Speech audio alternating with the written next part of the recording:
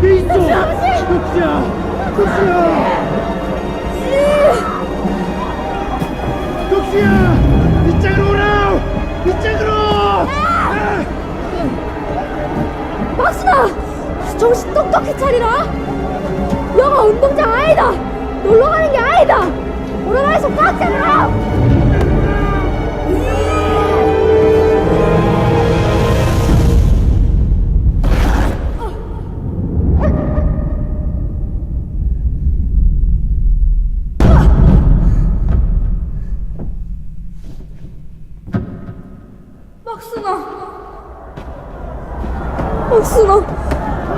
박순아, 박순아, 박순아, 박순아,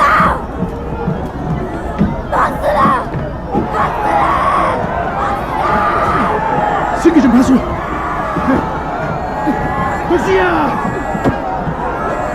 덕수야, 박순아, 이 어떻게?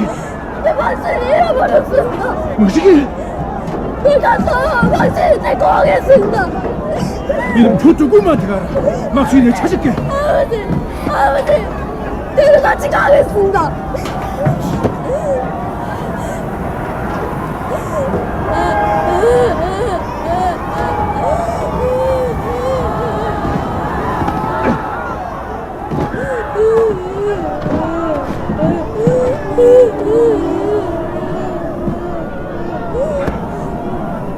명심해 들으라.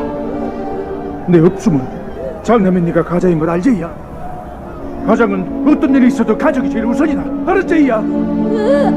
시방부터 네가 가장이니까 가족들 잘 지키라.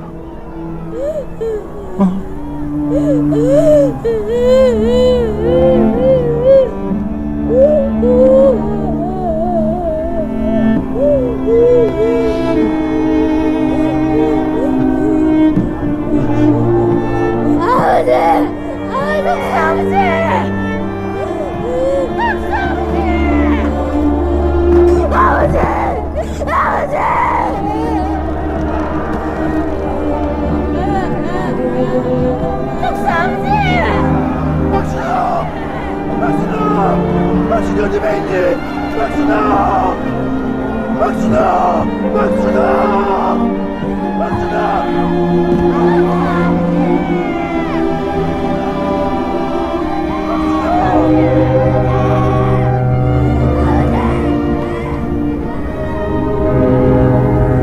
이배가 지금 가는 게 아이가?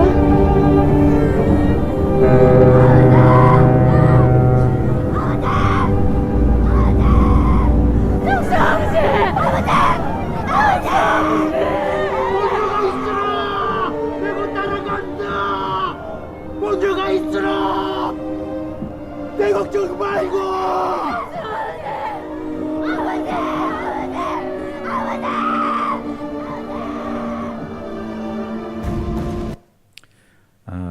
요즘 우리 역사 속에 실제로 있었던 이 흥남철수에 대한 스토리가 사람들의 관심을 받고 있습니다.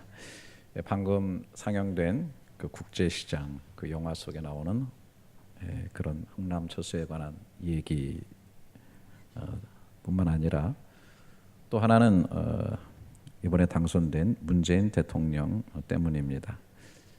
문재인 대통령의 아버지가 바로 이 흥남철수의 피난민 중에 있었고 또 그 은혜를 입은 사람이라는 것이죠. 이제 대통령이 아마 미국을 방문하고 돌아오고 있는 것으로 알고 있는데 미국에 가자마자 버지니아주 미 해병대 국립박물관에 있는 장진호 전투 기념비를 방문해가지고 헌화하고 식수도 하고 연설을 했습니다. 이 장진호 전투에 참여한 미국의 군인들에게 감사하면서 장진호 전투가 없었다면 자신도 없었다 그렇게 얘기를 하였습니다. 이것이 미국인들에게 아주 깊은 감동을 주었다고 하는 그런 뉴스를 보게 되었습니다. 이 장진호 전투하고 이 흥남철수가 바로 관계가 있는 그런 사실입니다. 그래서 제가 간단히 이 역사적인 사실을 좀 정리를 해보았습니다. 잘 아시는 것처럼 1950년 북한군의 불법 난침으로 6.25 전쟁이 발발했고 우리의 군인들은 밀려가지고 저 부산의 낙동강까지 가게 됐습니다. 그런데 참 놀랍게도 유엔군이 개입을 해서 그해 9월 15일 날 그 인천항을 통해서 인천 상륙 작전을 전개함으로 인해서 승기의 발판을 잡고 전세는 역전이 되기 시작을 했습니다. 이때부터 북한군을 몰아내고 드디어 9월 28일 날 서울을 수복하게 됐죠. 기세를 몰아서 38선을 넘어서 북진을 했는데 10월 20일에 평양을 점령을 하고 11월에는 압록강까지 그리고 저 중공과 러시아가 있는 두만강까지 진출하게 되어 있습니다. 1950년 11월 말에 15,000여 명의 미 해병대 1사단이 압록강 근처에 이 장준호라고 하는 곳까지 나가게 되었습니다. 이제 통일이 얼마 남지 않은 것 같은 그런 시점에 중공군 30만 군대가 밑으로 내려와서 이 장준호를 포위하게 되는 것입니다. 이런 돌발 변수와 더불어서 정말 강추위까지 몰아닥치는 그래서 거의 영하 40도를 오르내리는 그런 곳에서 아주 피를 흘리는 그런 전투가 있었고 정말 시체가 되어지면 바로 얼어버리게 되는 그런 아주 생지옥의 현장이 벌어지게 됐습니다. 국군과 유엔군은 이 전투에서 많은 피해를 입었고 결국은 물러서면서 흥남으로 향하게 되는 것입니다. 바로 이 전투의 희생자들을 기리기 위해서 미 해병대 국립박물관에 장준호 전투 기념비를 세우게 된 것입니다. 이제 그 흥남 부두에는 수많은 피난들이 모여 있게 됩니다. 12월 15일부터 24일까지 열흘간 흥남 철수 작전이 펼쳐지게 되는데요. 거기에 탈 수 있는 것은 군인 그리고 무기 장비뿐이었습니다.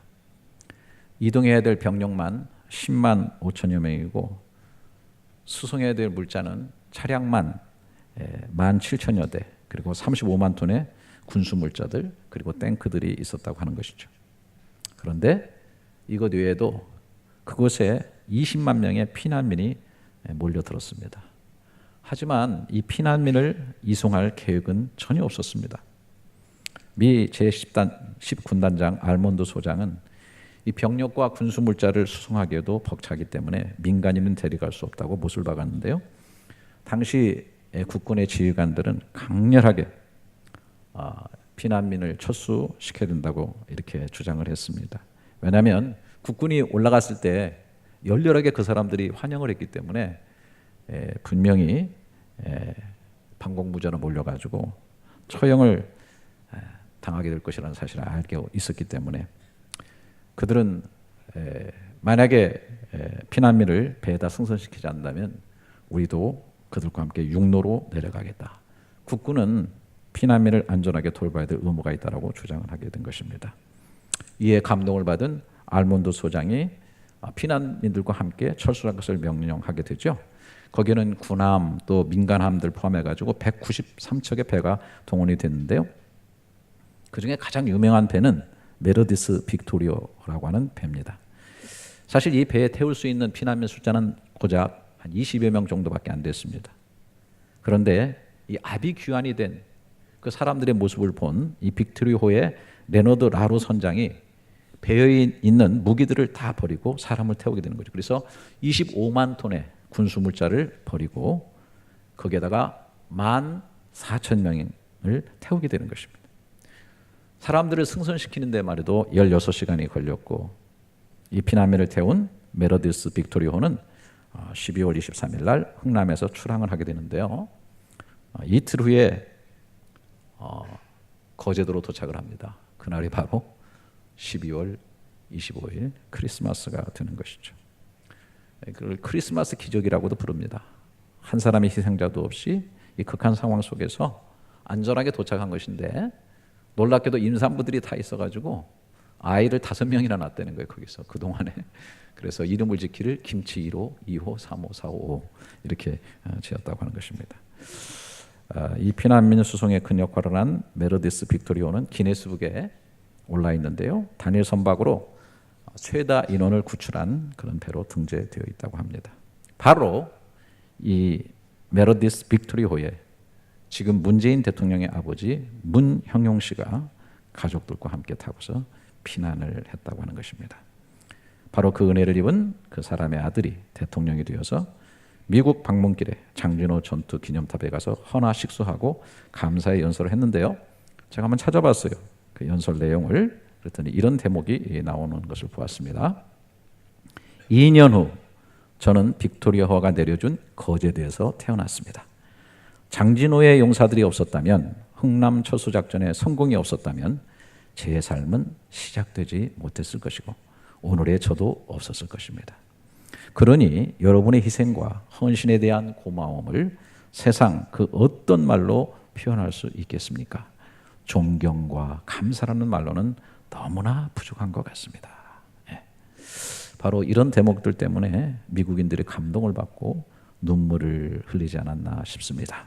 은혜를 은혜로 알고 깊이 감사하는 마음, 이것은 언제나 우리에게 감동을 줍니다. 6.25 전쟁에 미군과 유엔군이 들어오게 되고 그들의 많은 희생을 통해서 대한민국의 구원을 받았고 살 길을 얻었다는 거 우리가 늘 감사해야 됩니다. 또 이에 못지않게 중요한 것이 있습니다. 요즘 그 사드 문제라든지 또 대통령 방미로 인해서 하여튼 뉴스에 제일 많이 나오는 단어가 있어요.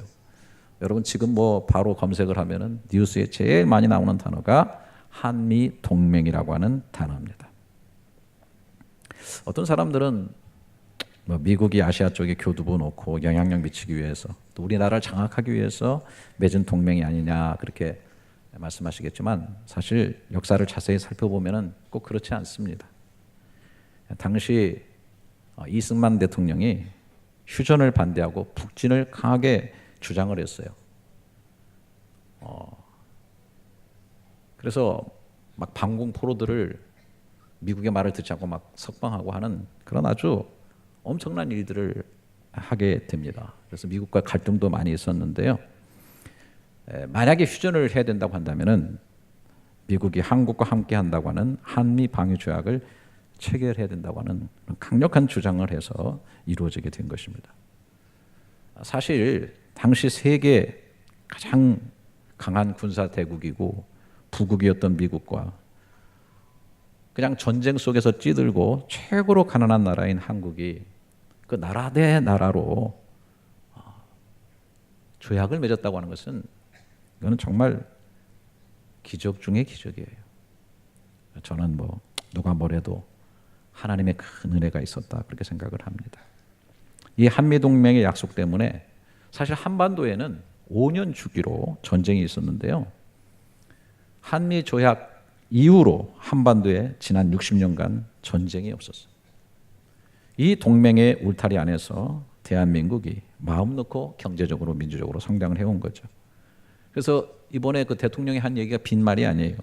한미 동맹의 결실로 인해서 한국이 경제적으로 민주적으로 성장한 것이 바로 미국의 보람이 될 것이라고 그렇게 얘기를 한 것입니다. 제가 왜 이렇게 길게 얘기를 하느냐 하면은 요즘 우리가 그렇게 느끼고 있고 자주 말하고 있는 이런 뉴스에서 접하고 있는 이런 사실 내용들이 우리가 하나님과의 관계에서 신앙생활하는 일에 있어서 그 은혜라든지 언약이라든지 하나님과의 관계를 너무나 잘 이해할 수 있도록 만들어주고 있기 때문인 것입니다. 하나님과 하나님의 백성인 우리는 은혜를 기초한 언약 관계 안에서 동맹을 맺고 있기 때문인 것입니다. 어쨌든 오늘 본문을 여러분들에게 잘 좀 같이 나누면서 이 말씀을 상고해 보려고 하는데요. 본문이 그렇게 녹록치가 않습니다. 그러나 잘 기울이시고 전체적인 맥락을 잘 이해하시면 너무 좋을 것 같아요. 8절부터 보면 그들의 잘못을 지적하여 말씀하시되 주께서 이르시되 볼지어다 날이 이르리니 내가 이스라엘의 집과 유다 집과 더불어 새 언약을 맺으리라. 또 주께서 이르시기를 이 언약은 내가 그들의 열조의 손을 잡고 애굽 땅에서 인도하던 날에 그들과 맺은 언약과 같지 아니하도다. 그들은 내 언약 안에 머물러 있지 아니하므로 내가 그들을 돌보지 아니했다. 자, 여기 그냥 맥락을 그대로 보세요. 새 언약을 하나님께서 맺기를 원하시는데 그것은 옛 언약과 같지 않다. 옛 언약은 파기됐다. 문제가 있다. 그렇게 말하는 거죠. 근데 그 옛 언약이라고 하는 것은 뭐냐면 열조의 손을 잡고 애굽 땅에서 인도했던 날에 그들과 맺은 언약이다. 이렇게 되어 있는 거예요. 그 내용의 핵심이 뭐냐면 10절이에요. 10절 맨 끝에 이렇게 되어 있어요. 나는 그들에게 하나님이 되고 그들은 내게 백성이 되리라. 그거예요. 그러니까 출애굽에서 이스라엘 백성과 하나님께서 이렇게 언약을 맺고 동맹을 했는데 그게 뭐냐면 하나님이 그들의 하나님이 되고 그들은 내 백성이 된다는 것입니다. 완전한 일체, 하나를 이루고 있다는 거예요. 그 내용이 레위기 26장 12절부터 13절에 이루어진 것을 보게 됩니다. 12절부터 보게 되면 나는 너희 중에 행하여 너희의 하나님이 되고 너희는 내 백성이다. 나오죠? 너희의 하나님이 되고 너희는 내 백성이 될 것이라. 나는 너희를 애굽 땅에서 인도해 내어 그들에게 종된 것을 면하게 한 너희의 하나님 여호와니라. 내가 너희의 명예의 빗장을 부수고 너희를 바로 서서 걷게 하였느니라. 정말 애굽 땅에서 종된 것에서 인도해냈고 그 멍에의 빗장을 부숴버리고 자유의 삶을 걷게 하도록 만들으셨다. 우리가 여러분 저 영화에서 보셔서 뭐 그렇지만은 아마 실감은 그렇게 많이 안 되겠죠. 그 어마어마한 그 거의 10만 되는 인원이 이렇게 참 배에 타고서 피난을 해가지고 구원을 받게 되는. 그러나 아이들까지 거의 200만이나 되는 이스라엘 백성이 홍해를 가르고 애굽에서부터 광야로 쏟아져 나와서 가나안 가는 이것은 말이죠. 정말 엄청난 장관이 아닐 수가 없어요. 놀라운 하나님의 은혜가 아닐 수가 없어요. 그런 일을 하시고서 하나님께서 나는 너의 하나님이 되고 너희는 내 백성이 될 것이다. 이렇게 얘기한다는 거죠. 근데 이것은 하나님께서 이미 계속해서 미리 말씀하시고 계획하신 그런 내용입니다. 그래서 출애굽기 6장 6절에도 보면 그러므로 이스라엘 자손에게 말하기를 나는 여호와라. 내가 애굽 사람의 무거운 짐 밑에서 너희를 빼내며 그들의 노역에서 너희를 건지며 편팔과 여러 큰 심판들로서 너희를 속량하며 너희를 내 백성으로 삼고 나는 너희의 하나님이 되리니 나는 애굽 사람의 무거운 짐에서 너희를 빼낸 너희의 하나님 여호와인 줄을 너희가 알게 될 것이다.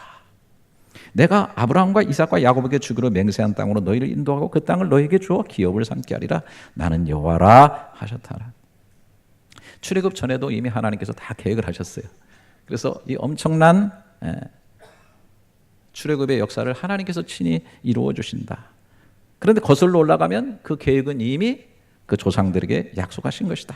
그래서 조상인 아브라함, 이삭, 야곱 때에 큰 민족을 이루게 하겠고 또 너희를 가나안으로 땅을 주어서 그곳에서 살게 하겠다. 그러한 약속의 기초 속에서 그 계획 속에서 하나님은 200만 되는 이스라엘 백성을 기적으로 큰 은혜로 끄집어 내주시고 거기서 머무는 것이 아니라 이제는 내가 이렇게 행하였으니 나는 너희 하나님이 되고 너희는 나의 백성이다. 그리고 너희는 나의 백성이기 때문에 또 나는 너희 하나님이 될 것이기 때문에 너희는 나의 말 가운데 머무르고 내가 너에게 주는 계명들을 행하고 율법들을 지켜라. 이렇게 말씀하신 거예요. 동맹은 지켜야죠. 약속은 지켜야 되는 것인데 이스라엘은 이 언약을 자꾸 무시했어요. 계속 반역을 했어요. 하나님을 버리고 우상과 동맹을 맺고 이스라엘은 하나님의 돌보심을 버리고 이웃 나라들과 동맹을 맺으면서 문제는 하나님보다는 사람의 힘과 권력을 의지하는 일들이 빈번하게 일어나게 되는 것입니다. 그래서 하나님께서 에레미야를 통해서 이렇게 말씀하셨어요. 눈물을 통해서 눈물의 선자를 통해 이렇게 말씀하셨어요. 에레미야서 31장 31절부터 33절에 여호와의 말씀이니라 보라 날이 이르니 내가 이스라엘의 집과 유다 집에 새 언약을 맺을 것이다. 이 언약은 내가 그들의 조상들의 손을 잡고 애굽 땅에서 인도하던 옛날에 맺은 것과 같지 아니할 것은 내가 그들의 남편이 되었어도 그들이 내 언약을 깨뜨렸음이라 여호와의 말씀이니라. 그러나 그날 후에 내가 이스라엘 집과 맺을 언약은 이러하니 곧 내가 나의 법을 그들의 속에 두며 그들의 마음에 기록하여 나는 그들의 하나님이 되고 그들은 내 백성이 될 것이라. 여호와의 말씀. 계속해서 나오는 게 뭐예요? 내가 그들의 하나님이 되고 그들은 나의 백성이 된다. 심지어 뭐냐면은 결혼 서약을 기초로 해서 내가 남편으로서 그 아내를 지킨 것 같이 내가 이스라엘 백성을 그렇게 지키고 그렇게 사랑하고 그렇게 돌보고 그렇게 이끌었는데도 불구하고 그 아내가 정절을 지키지 못하고 계속 다른 것과 동맹을 맺고 마음이 그쪽으로 가게 되었다. 그래서 하나님은 새 언약을 맺겠다.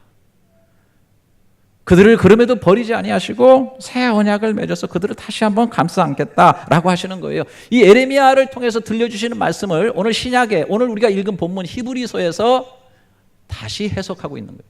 다시 얘기하고 있는 거예요. 그 새 언약의 의미가 뭔가, 에레미야를 통해서 맺게 하시겠다는 그 새 언약의 실체가 뭔가라고 하는 것을 가르쳐주기 위해서 오늘 본문을 주신 거예요.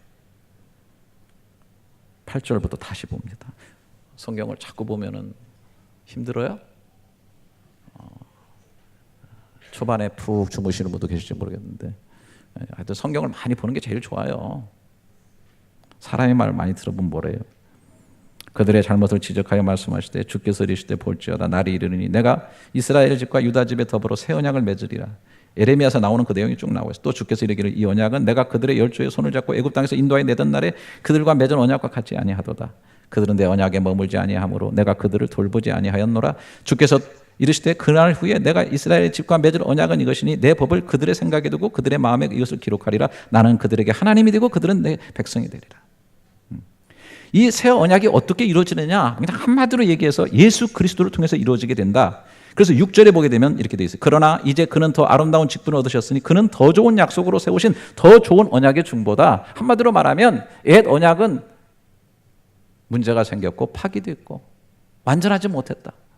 그래서 더 아름다운 직분을 주님이 얻으셨는데, 여기서 그는 3인칭으로 되어 있지만 저는 문맥을 따지면 예수 그리스도를 말하는 거예요. 더 좋은 약속으로 세우신 더 좋은 언약의 중보라. 더 좋은 언약이 바로 새 언약이다라고 하는 것입니다. 이 새 언약이 정말 뭐냐? 예수님께서 친히 말씀하셨어요.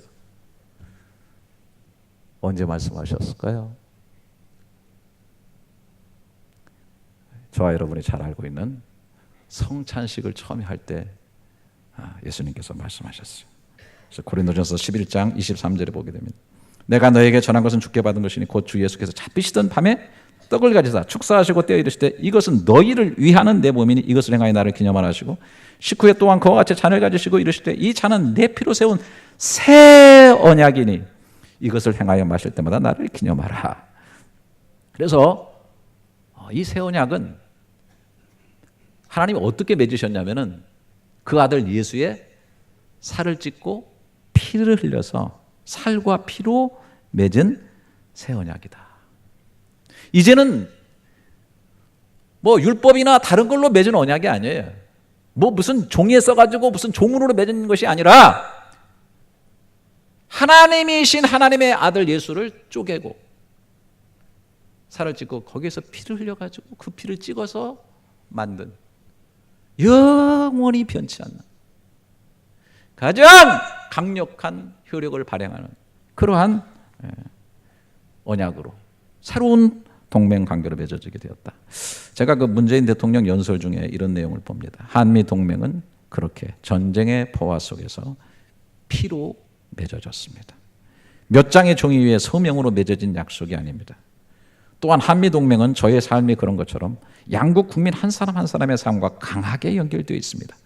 그렇기 때문에 저는 한미 동맹의 미래를 의심하지 않습니다. 한미 동맹은 더 위대하고 더 강한 동맹으로 발전할 겁니다. 정말 그렇게 되기를 원합니다. 우리 신앙생활에서도 정말 예수 그리스도의 살을 찢고 피를 흘려주신 사랑을 바탕으로 하나님과 우리 사이에 새로운 언약이 맺어지게 됐습니다. 이것은 어떤 죄라도 용서하겠으며 영원히 함께 하시고 영원히 버리지 않겠다. 한마디로 말하라면 이것은 하나님과 우리 혈맹 관계가 맺어지는 것입니다.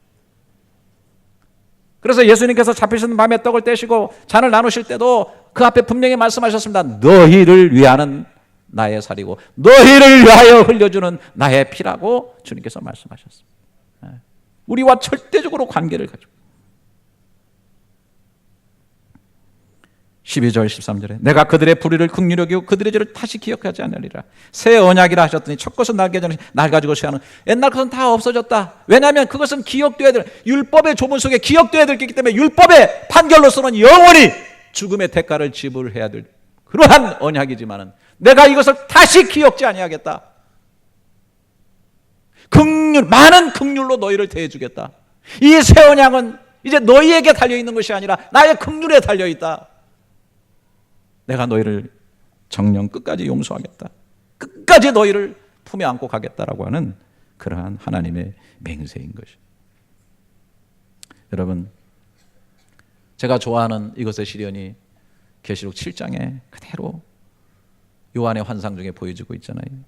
7장 9절에 이 일 후에 내가 보니 각 나라와 족속과 백성과 방언에서 아무도 능히 셀 수 없는 큰 무리가 나와 흰옷을 입고 손에 종려가지를 들고 보좌 앞과 어린 양 앞에 서서, 이게 우리가 마지막으로 바라보는 그 하나님의 나라의 모형이잖아요. 각 나라와 족속 백성 방언에서 셀 수 없는 무리들이 흰옷을 입고 하나님의 나라를 이루어서 거기서 영원히 하나님을 찬양하고 하나님의 가족으로 거기서 패밀리로 영원히 살잖아요. 바로 이 구원받고 영원히 하늘 백성 된 사람들은 어떤 사람들이요? 14절에 내가 말하기를 내 주여 당신이 아시다니 그가 나에게 이르시되 이는 큰 환난에서 나오는 자들인데 어린 양의 피에 그 옷을 씻어 희게 하였다.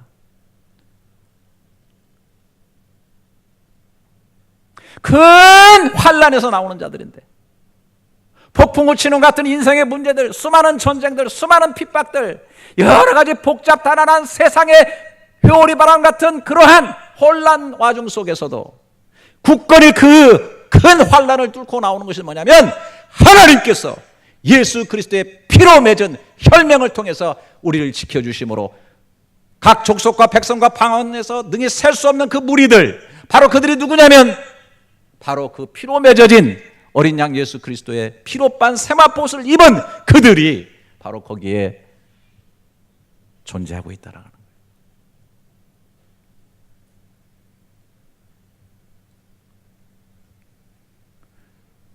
하나님은 반드시 이 일을 하십니다. 우리가 혈맹이기 때문에. 바로 이렇게 만드는 새 언약을 이제는 우리 마음판에 새겨주셨다고 말씀합니다. 다시 10절을 보세요. 또 주께서 예레미야에서 나오는 거지만 이르시되 그날 후에 내가 이스라엘 집과 맺을 언약은 이것이니 내 법을 그들의 생각이 되고 그들의 마음에 이것을 기록하리라. 나는 그들의 하나님이 되고 그들은 내게 백성이 되리라. 옛 언약은 그 모세의 돌판에 새겨주신 겁니다. 하지만 이제는 생각 속에 새겨주고 마음 속에 새겨주겠다. 종이에 쓰고 도장을 찍은 정도가 아니라 생각 속에 마음 속에 새겨주겠다. 이거는 한마디로 말하면 성령으로 말미암아 우리 마음 가운데 도장을 찍어주겠다는 뜻이라고 저는 생각을 합니다. 예배서 1장 13절에 그 안에서 너희도 진리의 말씀 곧 너희의 구원의 복음을 듣고 그 안에서 또한 믿어 약속의 성령으로 인치심을 받았으니, 단순히 무슨 종이에 써가지고 거기다 도장을 찍은 것이 아니라 생각과 마음 속에 둔다. 우리 속에 들어와 계신 성령을 통해서 그 하나님의 혈맹적 관계를 하나님의 함께 하시고 지키시고 동행해 주시고 나는 너의 것이고 너는 내 백성이라고 하는 이 사실을 성령으로 도장을 찍는 우리 마음속에. 그리고 요한복음 14장 16절에 말한 것처럼 내가 아버지께 구하겠으니 또 다른 보혜사를 너희에게 주시되 영원토록 너희와 함께 있겠다. 이 혈맹의 보증으로 성령을 우리 속에 두셔서 영원히 우리와 함께 하겠다. 여러분, 한미 동맹의 실제적인 결과로 미군을 한국에 주둔시켜 왔잖아요. 이거는 큰 의미를 갖습니다. 잘 아시죠? 북한의 공격을 받으면 실제로 미군이 공격을 받게 되는 것이고 이 미국이 즉각적으로 개입하게 되는, 미군과 함께 첨단 전략 무기들이 같이 들어와서 한국을 방어하고 있어요. 성령은 예수께서 살과 피로 약속하신 새 언약의 증거로 우리 속에 와 계시고 항상 그 약속을 잊지 않도록 도와주시고 실제적으로 그 동맹을 지켜나갈 수 있도록 우리에게 힘주시고 인도해 주신다고 하는 것입니다. 그래서 히브리서 9장 14절에 하물며 영원하신 성령으로 말미암아 흠없는 자기를 하나님께 드린 그리스도의 피가 어찌 너희 양심을 죽은 행실에서 깨끗하게 하고 살아계신 하나님을 섬기지 못하게 하겠느냐. 성령은 우리 속에 계셔서 살아계신 하나님을 섬기게 한다 이 말이에요. 이로 말미암아 그는 새 언약의 중보자시니, 새 언약의 중보자가 누구예요? 계속 얘기했죠. 예수 그리스도. 이는 첫 언약 때 범한 죄를 속량하려고 죽으사 부르심을 입은 자로 하여금 영원한 기업의 약속을 얻게 하려 하심이니라. 할렐루야. 예. 죄 씻음 받고 하나님을 섬기게 하고 영원한 기업을 새 언약의 중보자이신 예수를 통해서 얻게 하는 일을 하신다. 그래서 하나님과 우리가 맺은 이 언약은, 이 동맹은 영원히 취소되거나 변개되지 않는다.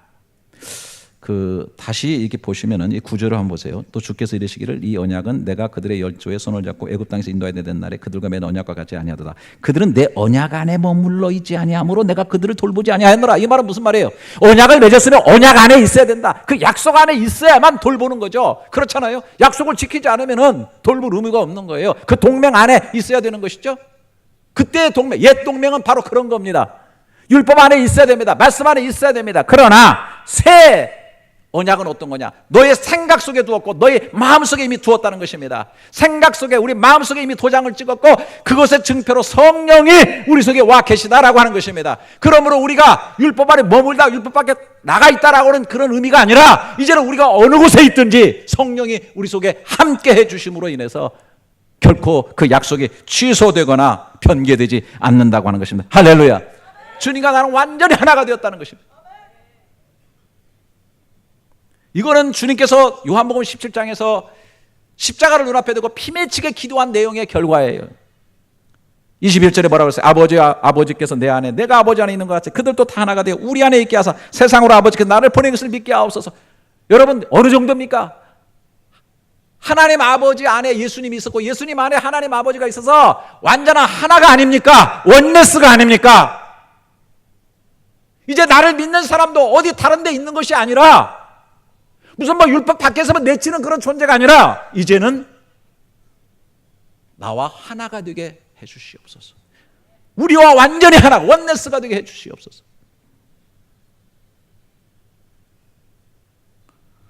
끊을 수 없는 하나가 되고 영원한 그날까지 확실하게 지켜주신다는 거예요. 할렐루야. 제가 참 요즘 우리가 관심 있는 분야이기 때문에 미국과의 동맹 관계를 비교해 가지고 그 예수 그리스도, 성령, 또 우리와의 영원한 언약 동맹 관계를 설명을 했는데요. 제가 마지막으로 여러분들이 꼭 놓치실까 봐 노심초사해서 말씀을 드립니다. 제가 설명하느라고 이걸 가져온 거예요. 여러분, 우리가 미국과의 동맹을 중요하게 생각하고 주변 관계를 중요하게 생각하지만 궁극적으로는, 본질적으로는 이런 것들이 우리를 안전하게 하고 완전하게 지켜주는 것은 아니라는 것을 알아야 돼요. 사람도 변하고 세상도 변한다는 것. 사람과 세상과 물질과 어떤 권력과 동맹하는 일을 하나님보다 앞서게 해서는 안 된다라고 하는 사실입니다. 이스라엘 하나님의 백성이요, 항상 문제가 생길 때는 꼭 다른 나라들과 동맹을 했어요. 하나님과의 동맹을 파괴하고 이웃나라의 동맹에 힘을 찾고 의지했어요. 항상 이때 좋지 못한 결과. 여러분, 솔로몬 잘 아시죠? 지혜의 왕 아닙니까? 최고의 부국을 이뤘어요. 이 솔로몬에게는 아내들이 굉장히 많았습니다. 아내라고 해야 되는데 왜 아내들이 돼버렸네? 거의 후궁까지 하면 1000명. 왜 그랬어요? 바람기가 많아서 그런 것도 있죠. 하지만 나라들과 동맹을 혼인을 통해서 맺은 거예요. 동맹을 혼인을 통해서 맺어놓으면 나라가 강력하고 힘있고 견고하게 나갈 것으로 생각을 했어요. 그러나 오히려 이것이 말년에 솔로몬을 하나님을 떠나게 하고요, 우상을 섬기게 하고 결국 그 나라가 뒤에 가서 비참하게 두 개로 쪼개지게 되고 나중에 바벨론, 아수리에 먹혀버리게 되는 그런 일이 생겨지게 되지 않습니까? 열왕기상 11장 1절에 솔로몬 왕이 바로 딸 위에 이방의 많은 여인을 사랑하였으니 곧 모압과 암몬과 에돔과 시돈과 한 여인.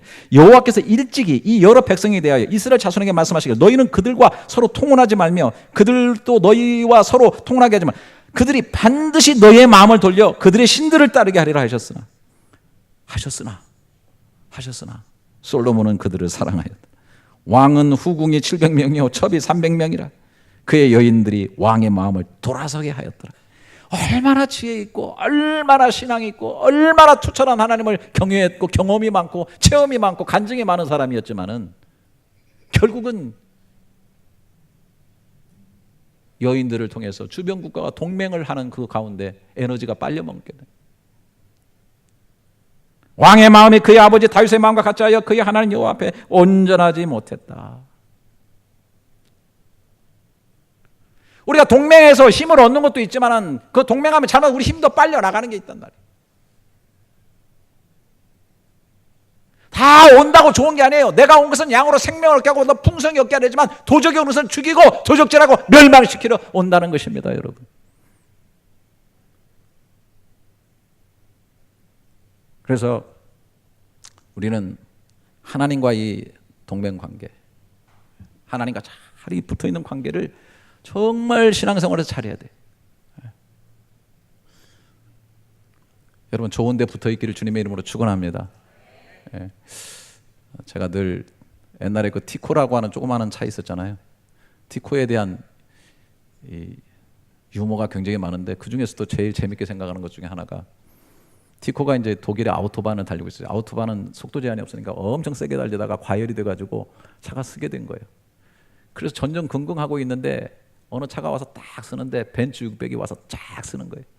이렇게 보더니 왜 그러냐 그랬더니 이거 과열돼가지고 못 간다 그러니까 뭐 차도 적은데 뭐 내 뒤에 마침 체인이 있으니까 체인으로 매가지고 내가 톨게이트까지만 데려다 주겠다 그랬더니 고맙다고. 그래가지고 이제 체인으로 엮고 이제 그 티코 운전수는 티코에 타고 이렇게 가는데 혹시라도 좀 빠르면 이렇게 크래션을 올려달라고, 그럼 내가 서서히 가주겠다고 그런 거예요. 그 가고 있는데 옆에 그냥 BMW 700 시리즈가 쫙 가는 거예요. 그러니까 이 사람이 어쭈 하면서 또 경쟁이 붙어가지고 막 갑자기 막 속력이 높아지면서 막 둘이 막 시속 경쟁하면서 막 가는데, 그냥 운전자는 막 티코 운전자는 막 땀을 픽 식은땀을 삐대면서 막 크래션을 아무리 눌러도 이미 과열이 돼가지고 사람이 듣지를 못하는 거야.